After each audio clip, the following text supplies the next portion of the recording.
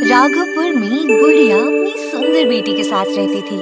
वो गरीब थी, उसका गुजारा खेती और सब्जी बेचने से हो जाता था। बुढ़िया को अपनी जवान बेटी की शादी की चिंता खाए जा रही थी। एक दिन उसकी दूर की एक रिश्तेदार बुढ़िया से मिलने आई। उसने जंगल पार गांव में एक लड़का बताया, लेकिन बीच में घना जंगल होने के कारण कोई भी उस गांव में शादी करने से डरता था। जंगल के बारे में तरह तरह की अफवाहें थीं कि उसमें जंगली जानवर, भूत और डाकू लुटेरे रहते हैं। दिन में भी जंगल में अंधेरा रहता था। लोग दिन में भी वहां से गुजरने से डरते थे। लेकिन बुढ़िया बहुत गरीब थी। उसकी गरीबी के कारण उसने उस गांव में शादी करना मंजूर कर लिया। बुढ़िया की बेटी सोनी जब उस घर में आई तो बहुत खुश हुई। घर और उसका पति राजकुमार सच में राजकुमार था। जीवन खुशी खुशी कटने लगा। साल भर बाद गांव में अकाल पड़ा। राजकुमार की फसल चौपट हो गई। खाने के भी लाले पड़ने लगे। राजकुमार काम की खोज में शहर चला गया। अब घर में सास और उसकी बहू सोनी रह गए।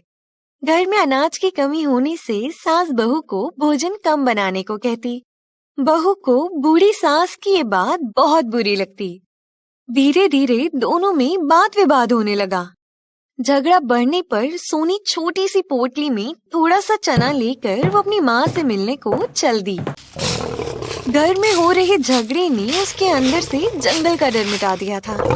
उसने सोच लिया था कि आज वो माँ से मिलेगी या तो मौत से।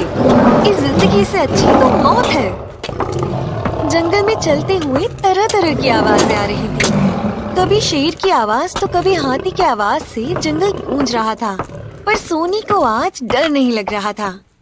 जब सोनी घने जंगल में पहुंची तो अचानक उसे किसी बच्चे के चिल्लाने की आवाज सुनाई पड़ी। वो डर भी रही थी, लेकिन बच्चे की आवाज में रुंदन सुनकर वो आवाज की तरफ चल दी। पास पहुंची तो देखा एक छोटा सा बच्चा तो पेड़ के बीच में फंसा हुआ था। वो जितना निकलने की कोशिश करता उतना ही फंसता जा रहा था। बच्चे को ऐसे फंसा देख उसकी ममता जाग गई। उसने आव देखा ना ताव और पेड़ को जोर जोर से हिलाई और झटके से बच्चे को निकाल ली। अभी वो ठीक से संभली ही थी कि जिस पेड़ को वो तेजी से हिलाई थी उसकी डाली उस पे आ गिरी और उसकी चोट से सोनी बेहोश हो गई। थोड़ी देर बाद जब उसकी आंख खुली तो वो शानदार पलंग पर एक महल में थी। उसके आगे पीछे बहुत सारी परियां बैठी थी। वो बोली, आप लोग कौन हैं और मैं कहाँ हूँ? तभी एक परी ने कहा, घबराओ नहीं, तुम परी लोक में हो।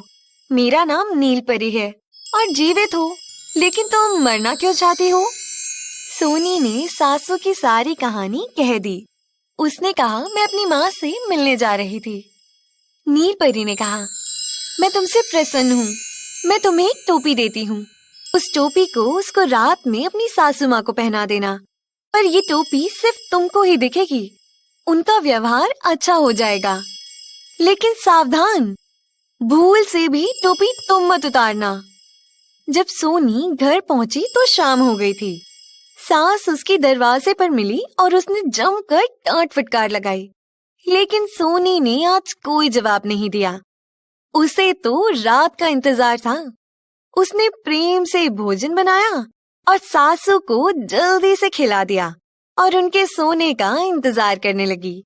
सासू के गहरी नींद में सोते ही उसने परी की दी हुई टोपी सासू माँ को पहना दी। आज उसकी आंखों में नींद नहीं थी, लेकिन सोचते सोचते कब नींद लग गई पता ही नहीं चला। सुबह सोनी की सास उसको बड़े प्यार से जगा रही थी। सोनी आज बहुत खुश थी। वो सुबह उठकर भोजन बनाकर पूजा कर उठी, तभी किसी ने दरवाजे पर खटखटाया। उसने दरवाजा खोला तो उसकी खुशी का ठिकाना ही नहीं था। सामने उसका पति खड़ा था।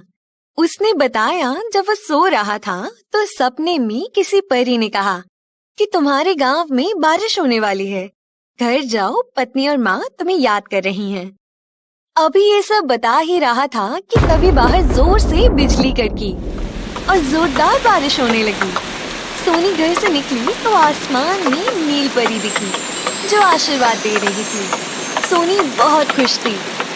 सोनी का परिवार फिर से खुशहाल हो गया था। हमें उम्मीद है कि ये कहानी आपको पसंद आई होगी। हमारे चैनल को सब्सक्राइब जरूर करें और बाकी की अपडेट्स के लिए बेल आइकन को जरूर दबाइए। लाइक और शेयर करना बिल्कुल भी मत भूलिए।